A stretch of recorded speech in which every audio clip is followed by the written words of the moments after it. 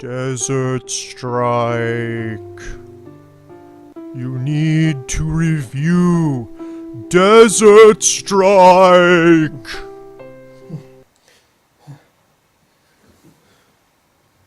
Well, that was weird.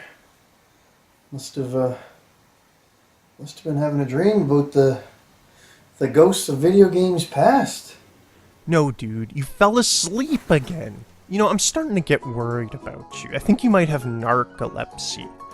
I mean, I'm obviously a very interesting person. We were having a Skype discussion, and then all of a sudden, I think you need to go see a doctor or some kind of, like, sleep specialist. Oh, well, that's a bit awkward, I guess.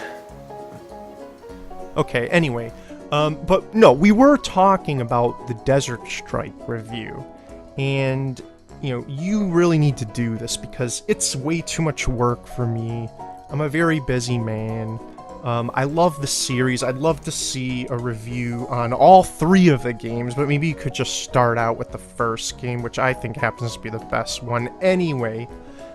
So please, if you could, review Desert Strike. It's a fantastic game that not enough people play. Well, if Vintage wishes it so, then I guess I better get started. Time for a Desert Strike review. Although it might take me about 10 months or so. Yeah. Let's get started. Now I just gotta find the game. Let's see here. Now it's gotta be here somewhere. I had P1 come over and set up all these new shelves, and I'm trying to figure out what system he has in place here. Oh, maybe they're down in here. Alright, let's see what he put in here now. Got all my DS stuff here and some of my Wii stuff. But I don't see any Genesis stuff. Ah, that's right, P1 did this, so I'm guessing that's what this is over here. In this bag of garbage. What's he got here? Genesis games. I take it that probably means games. Oh yeah, here we go. Now we're talking here. Ooh, Urban Strike. Jungle Strike, we're getting there. Ah, Desert Strike. Finally. Alright, awesome. Desert Strike, finally. Well, without further ado, let's take a look.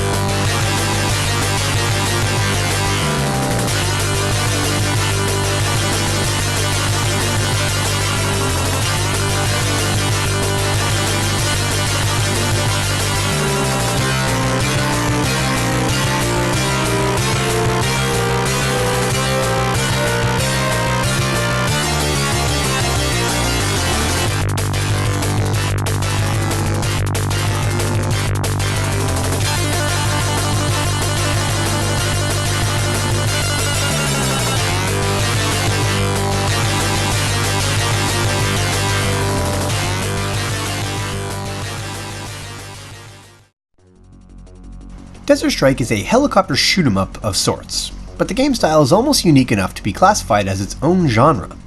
This is due to the fact that EA tried their best to give the helicopter's controls a realistic feel, and as you start to play you'll find that it handles very similar to an older arcade classic, Choplifter, and this is by design. In fact, the lead designer was highly influenced by Choplifter, and it really shows as you play through with the game.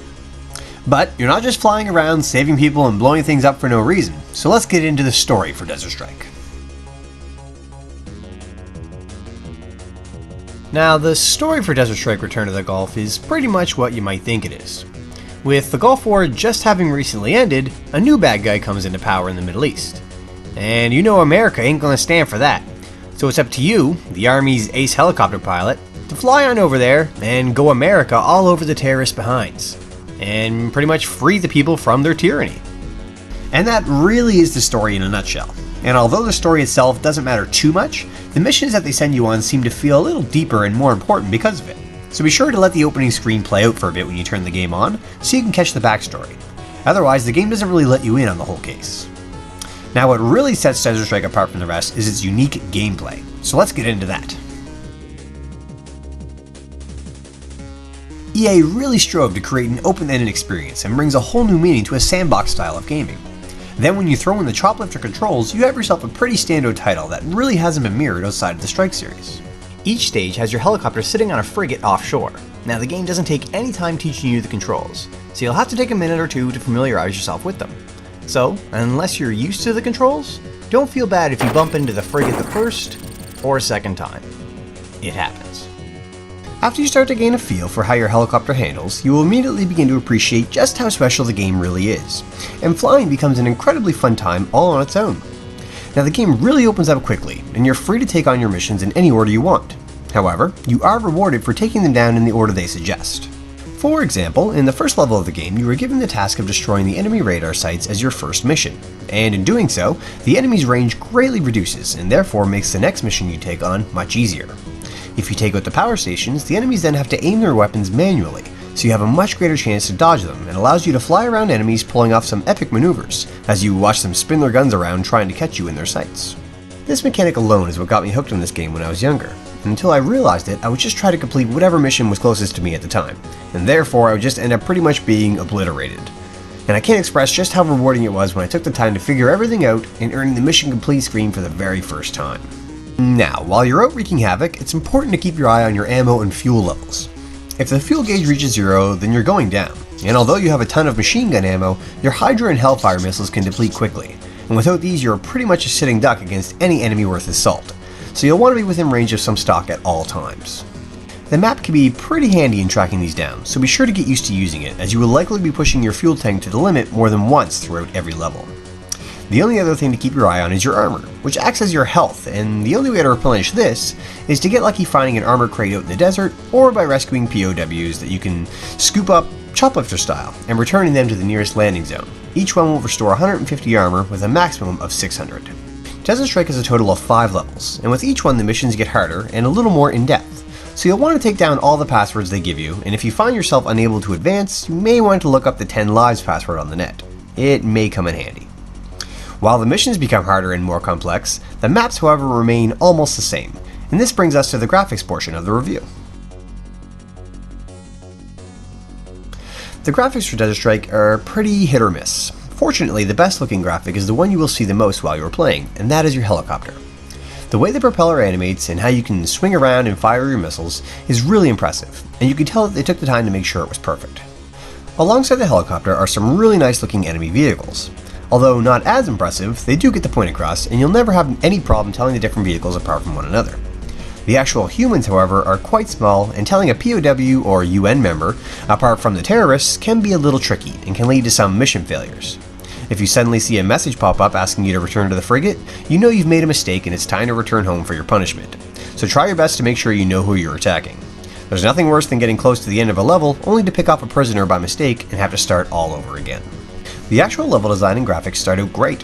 The water is really blue, and the dunes are very sand-like. However, after completing the first level, I was expecting something at least a little different, but it's sort of rinse and repeat for the level and graphic design. Each level looks almost exactly the same, and by the end of the game you will find yourself wishing for something different. Although this is a slight against the game, it really is just a small aesthetic gripe, and I don't suggest letting it deter you from trying it out, because it really doesn't ruin the gameplay. Now, with the graphics covered, it's time to cover the beautiful Genesis sound that the game brings, so let's get to it.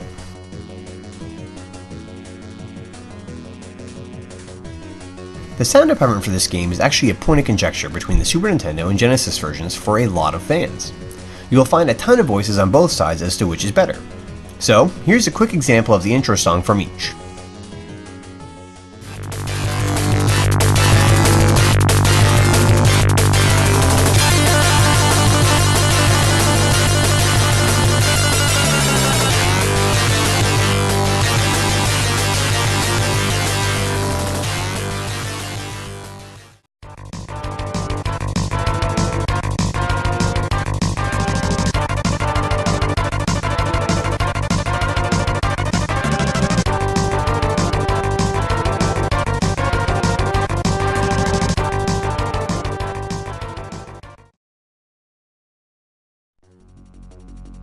And to be honest, this is the biggest example of music from the Genesis version, as there is absolutely no music while you are playing the levels, but rather just the sound of your helicopter propeller spinning.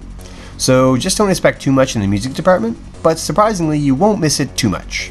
If you have a large backlog of podcasts to catch up on, this will be the perfect game for you. You don't want to turn the sound off, however, because the sound effects are both crisp and extremely effective in telling whether or not you're hitting your target, or vice versa. And there's nothing worse than getting hit by a small target or long-range unit and not know it. So keep those sounds on, it'll save your life for sure. Also, now that I've brought up the fact that it's on both systems, you will likely wonder which is better for. And while it can be argued that the graphics are better on the Super Nintendo, there is one major difference that will trump any argument, and that is the loading time for opening and closing your map screen. With the Genesis, it is almost instant, whereas on the Super Nintendo there is a slight delay that will likely be unnoticeable for the first 5 minutes of the game, but will become a constant frustration as you play throughout each level. You will be pulling the screen up a lot, and this delay alone is enough for me to recommend the Genesis version beyond any reasonable doubt. It's hard to argue against the Genesis's blast processing in this case. So, now that I've gone over all aspects of the game, let's sum it up. Overall, Desert Strike is a truly unique experience that I think every gamer should give a shot at least once. This was made back when EA still had a lot of creative talent on staff, and it really shows through. I'm really happy Vintage got me to review it. In fact, let's hear Vintage's overall thoughts as well. Alright. So yes, I absolutely love this game. First of all, I love the fact that the game even exists. And, the title of the game is Desert Strike Return to the Gulf. The game came out in 1992. Now, the Gulf War ended in 91. So I absolutely love just the shameless nature of Sega and EA. They're just like, you know what?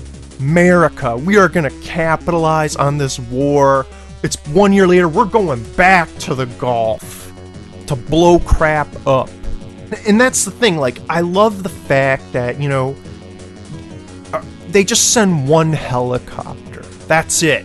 One helicopter against this entire army, and we're just gonna get it done. We're gonna prevent World War III.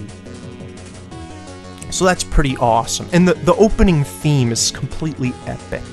It's like bench, bang, bench, bang. I love that. It's so awesome. But then, unfortunately, the rest of the game, there's no music. So maybe they could have done a better job there, maybe balancing that out. I also like the fact that in the very beginning you pick a co-pilot, but there's basically no difference between any of the co-pilots that I can discern. Anyway. And I also I'll say, it's nice that they put in a password system because, it's nice to be able to play for a while and then write down your password and then come back later. So, if I was gonna rate the game, I would say A+ must-have for your Sega Genesis collection.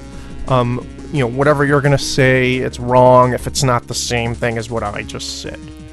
So anyway, thank you, sir, for doing this review. I'm sure that it's gonna be great because I'm in it. And have a good night.